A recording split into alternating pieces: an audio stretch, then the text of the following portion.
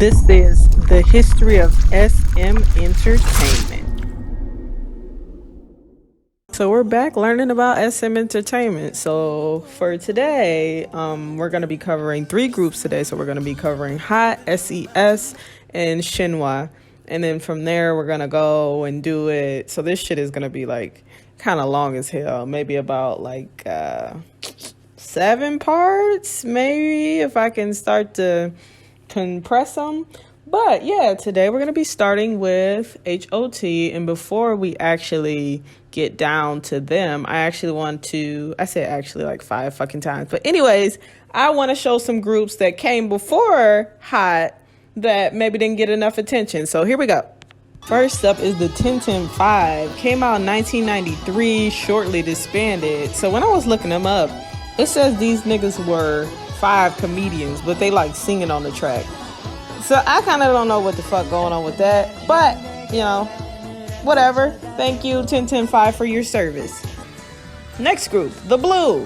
1992 musical duo. They made some more so like soulful, rockish music. Fun. Thank you for your service. Next group, The Major. Now, I could almost find nothing on this fucking group. Like, I scoured the fucking internet for them. I'm going to keep looking. If I ever get updated with something, I'll let you guys know. But 1994, thank you for your service. Next group, J&J. Another group started in 1994. Now, these niggas were fun. This is my favorite out of the forgotten trio, quartet, whatever. You know what the fuck I mean. Squad. I'm gonna put a clip. I'm gonna let y'all listen to the clip of these niggas performing. They was eating down.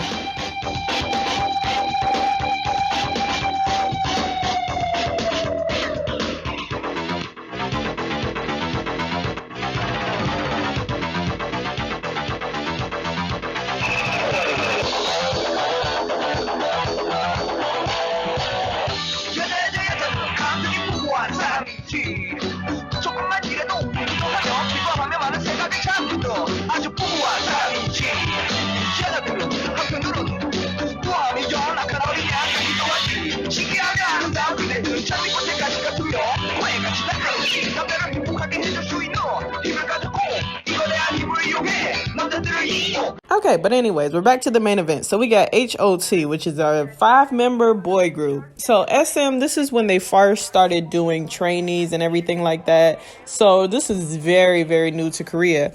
And to start off with, Lee Soo-min had high schoolers fill out a survey on what they thought was like the ideal idol. What would they like to see in an idol? And shit, he got his results and they went from there. So the 5 members, I'll introduce them. And also for this part, like how I'm going to probably do this is I'm going to give like a group overall. But before that, I'm going to just talk about the members individually and kind of what the fuck they up to and what they doing. So yeah, anyways, so the first member was Kangta. They found his ass at a fucking amusement park when he was 13. He was performing for his fucking friends and shit. And Lee Soo-min was like, get your ass in the fucking studio, basically. He is a Libra, so, you know, it's not crazy that he has cheater tendencies. And he actually, a few years ago was found, you know, he said he got back with his girlfriend or whatever. But Korea just saw a video of him kissing up on some bitch. So let me not call her a bitch. You know what I mean? A girl, a woman, a nice woman. She posted the video. She didn't give a fuck. She posted the video. She took that shit down fast as fuck, though. I'll post the clips here. Yeah, that nigga caught red-handed. But anyway, we're gonna move on. So we got the leader, Moon Hee-jun. He is a Pisces. Poor man. And he got in trouble in 2017 for saying that he was just doing like some of the reunion concerts because he need money for his fucking wedding. And these fans was like, I'm not your fucking piggy bank. I don't know what the fuck you thought this was. His ass got ate up. They caved. Because they caved. No money for Nordstrom's. What are we doing? Boycotting. But he don't seem to really be doing much. He seemed to be the most chill member out of everybody. He does get a lot of hate comments for being a little on the chunky side. But y'all know, fucking Korea. Him and the next guy I'm gonna say were actually like singing partners, like they used to sing together. And the next member is Lee Jae-won. So he is an Aries, and I was looking him up. There's actually a actor with the same name as him. Now, him and two other members joined a little subunit called JTL after they disbanded in 2002 due to some, that's when we're gonna get into slave contract, but that'll be a little later with TVXQ. But yeah, he has a solo career, flop like shit. I'll put clips of that afterwards, but yeah, they flop like shit. But yeah. Wow, we got J1, we got Big Downs, the first Carabo. Let's moving on, back to the right. 말이 새도록 흔들어봐. What you gonna do? The next member, Jang Woo-hyuk, he won first in like a dance contest. And so Lee Soo-min was like, oh yeah, I'm feeling him. He dancing for our fucking group or whatever. They used to call him the Hammer Boy based on his dance from Candy, which is their debut. And I'll put a clip of that there.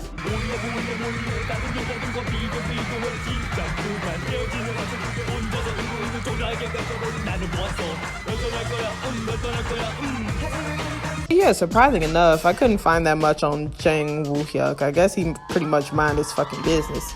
And then the last member, Tony An. I think it's more so a better pronunciation of it. This nigga Tony, they found his ass in LA. And niggas in LA. Idols you find in LA just a little bit different. And so Lee Soo-min actually said he didn't pick him because he was particularly talented, but because he was very hardworking. So apparently when he performed for Lee Soo-min doing his little audition, his CD player fucking died. So this nigga ran 40 minutes to get batteries, come back and finish the performance. And because of that, Lee Soo-min thought, this nigga is a hard worker. He tried real hard. I fucks with him. But yeah, so we got our boy Tony. And Tony apparently is the CEO of School Looks, which I never even fucking knew that. School Looks, if you don't know who that is or what that is, that's like the school fucking uniforms everybody and their mama has done ads for, blah, blah, blah. And he also has a like record label called TN Nation. I don't know what the fuck it is with these people naming their shit something something nation, but they have to stop doing that shit. It's almost like flop certified. But, he put out a group in 2015. I don't think they're doing shit, but yeah. But let's get into them as a group. Now, as a group, these niggas were like, they pretty much started the Hallyu wave, which is like the idol scene as you know it today. And these fans were going bonkers. Like, they have never seen like hysteria like this over no bunch of niggas before in their lives. And they were really successful. I'll go through their discography real quick and I'll mention a couple notable things. And so their first album was called All Kinds of Violence, and it sold 1,500,000 copies, or it made 1,500,000 won, I think. I think that's you know what? When I was reading it, it just said 1,500. I'm gonna go for copies because that makes more sense. But somebody correct me if I'm wrong. It was a little difficult reading it or whatever. But that's where you get Candy, Warriors Descendants. And then, so that was popular like shit. Like, they ate that up. September 7, 1996 was a fucking movie. And then after that, July 11th, 1997, they released Wolf and Sheep. And now that was a very, like, hip-hop heavy. And I don't know if Korea wasn't messing with it as much, but it still did good as fuck. 1 million copies. And then right after that, you get Resurrection, September 24th, 1998. Now, this one had some controversy because it had the song Line Up, and Line Up sounds just like a fucking Rage Against the Machine song, and I'm gonna let y'all listen to it because that shit sound the exact same. And yes, DMCA does, they got a plagiarism claim.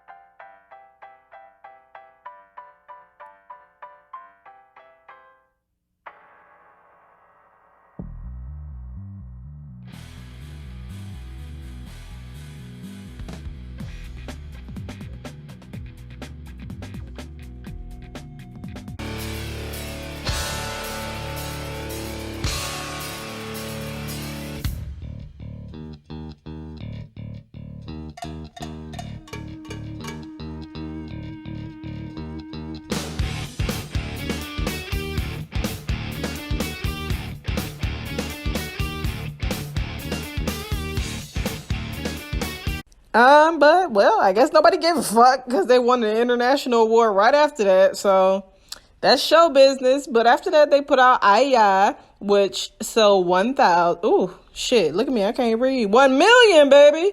350,153 units. Came out September 1999, September 15th. And so I noticed the trend. They only put out shit in like September, except for the one time in July. So if I was an idol group and I was September, I would just wait. I just wouldn't put my shit out. And then their last album, as all five at SM Entertainment, was Outside Castle, and that sold 879,613 units, which is kind of shitty for them, honestly, because they rarely go under 1 million. But, you know, that's them. That was HOT. They did want to do some stuff together, but they kind of hated the fucking contract at SM because they felt like it was too fucking long. They was doing this, it was like 13 years. It was a 13-year contract, so they pretty much fucking dipped except for a couple of them. Kangta still is under SM and still does his little solo shit. And so that's the story. But in 1997, we got our girls SES. And we're going to get into them right after this commercial break, baby.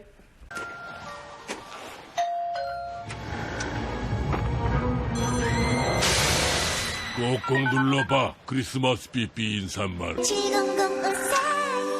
아직도 카드 보내니? 난 결코 멈추지 않는다.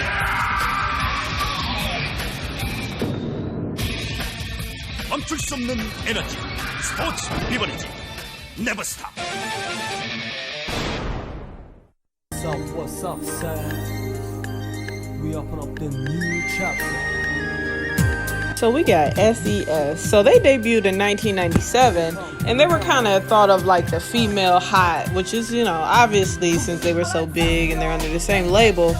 But they're very, very different from them, in my, opinion. They were only together until 2002, but they did come back to do like an anniversary album in recent years. But I'll go through the member again.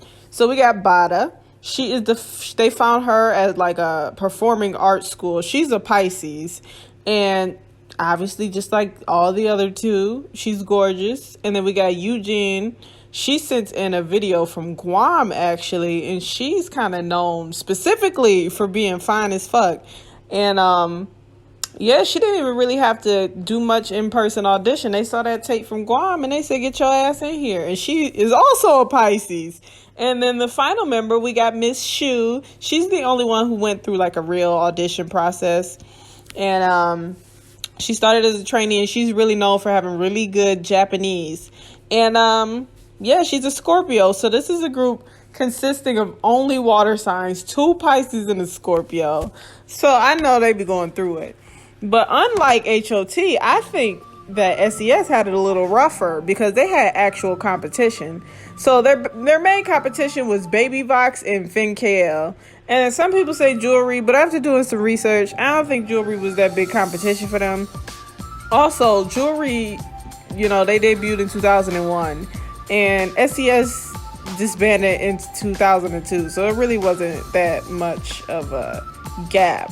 I'm gonna show Finn KL and Baby Vox so y'all can see. And before, just so y'all know, Baby Vox ghetto hood rat, but you'll see for yourself. Yo, this is Vox coming at ya. I want y'all to get on up and shake that body. Come on.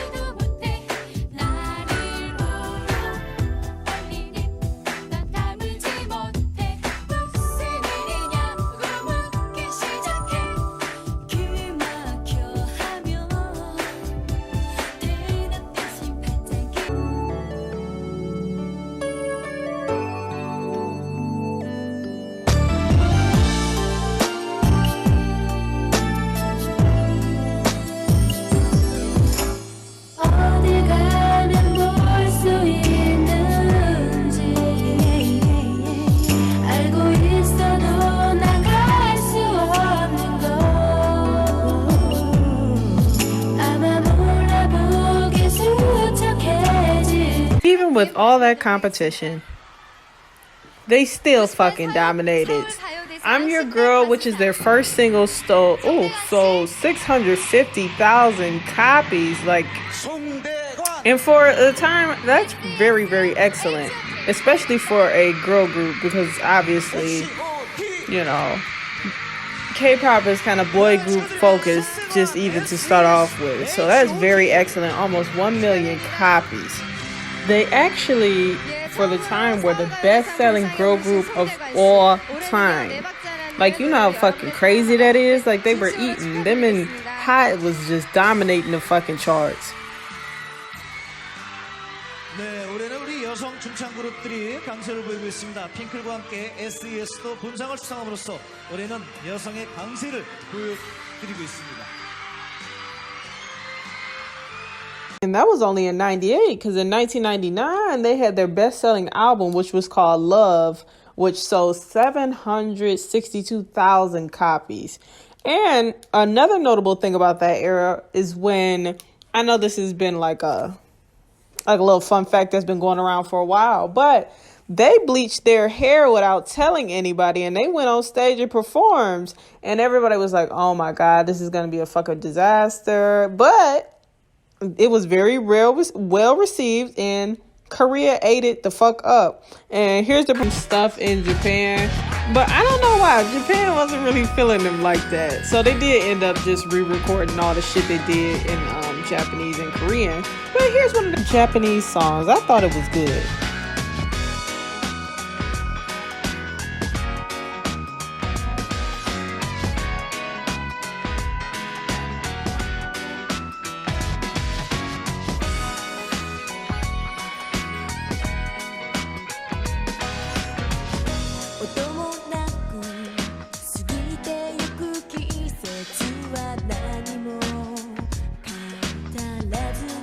After the Love promotions, SES decided they wanted to go into like a more mature concept. And so they did their first single off of their new album, which was Show Me Your Love. And it was very like jazz, like R&B type shit. And then they also promoted Be Natural, which everyone knows, which is like their second promoted single after that. And then from there, SES skyrocketed more than they already were, and they started promoting heavy in 2001 to the point where they had to halt that shit because Bad passed the fuck out, and it was a whole big thing. I'll put the clip. 함께 보시죠. 자, SES가 지금 모 프로그램에서 노래를 하고 있습니다. 그런데 이 바다양을 잘 살펴보시면 몸 상태가 좀 안 좋아 보이는 것 같죠? 비틀비틀거립니다. 피곤함, 피로감 이것 때문에. 네, 눈에 띄게 몸 상태가 안 좋다는 게 드러나고 있는데요. 그래도 열심히 노래를 부르고 있습니다. 그런데 갑자기 바다양이 뒤로 비틀더니 쓰러지고 맙니다. 자, SES의 다른 멤버들과 댄서들이 놀라서 노래를 멈췄고요. 또 이어서 이 매니저들과 또 스태프들이 달려나옵니다. Needless to say, things did not end up so great after that. So they only sold about 350,000 units, which for them is like really tiny, but that's still a lot just for like a pop group in general. But yeah, from there it was downhill, and shortly after, in 2002, they disbanded to go about their own business. Shu stayed with the company, but the other two went out and did their own ventures. And this is what leads me to another boy group who came out in 1998 who got a lot of flack, who had nothing but problems from start to finish with their music video being shot on the same beach that they found a North Korean submarine. It is Shinhwa, and we will get into that next episode. Thank you all for watching, and I know I was supposed to put the whole thing, but this is taking longer than expected, and then Bo is coming up, so that's going to take a long ass time. So thank you all for bearing with me and being patient, and I'll see you all next time. Mwah.